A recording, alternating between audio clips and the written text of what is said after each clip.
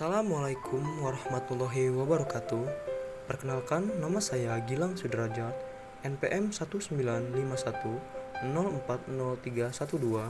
Prodi Manajemen Bisnis Syariah, Fakultas Ekonomi dan Bisnis Islam, dosen pembimbing lapangan, Dr. Muhammad Iqbal Fasa, MEI, KKNDR kelompok 432. Di era globalisasi ini, investasi bukan lagi hal yang asing bagi kehidupan kita. Singkatnya, investasi merupakan kegiatan tanam modal kepada suatu perusahaan atau suatu aset dengan tujuan menerima manfaatnya di kemudian hari. Dengan investasi tersebut, maka nantinya kita akan mendapatkan suatu hasil dari apa yang telah kita tanam tersebut.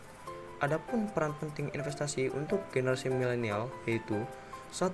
Meningkatnya nilai aset dan kekayaan pribadi. Bagi setiap orang yang melakukan investasi, sudah dapat dipastikan akan meningkatnya nilai aset.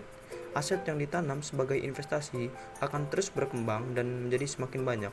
Dan berkembangnya aset, investasi merupakan kegiatan yang cocok untuk dilakukan sejak usia dini. Jadi, kita sebagai generasi milenial penting untuk sedikit demi sedikit menanamkan investasi. 2. Meraih kebebasan finansial.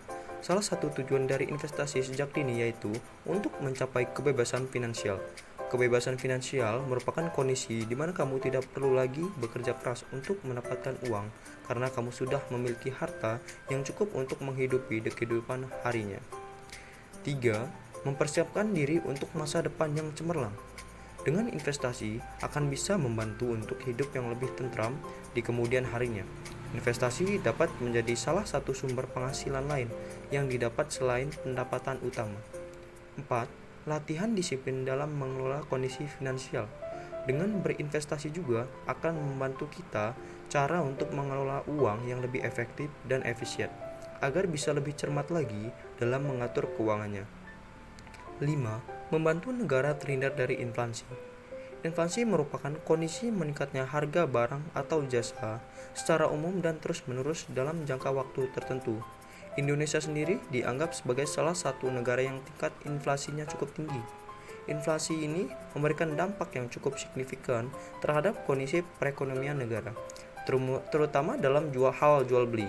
Investasi ini merupakan salah satu cara yang dapat dilakukan untuk melindungi aset kekayaan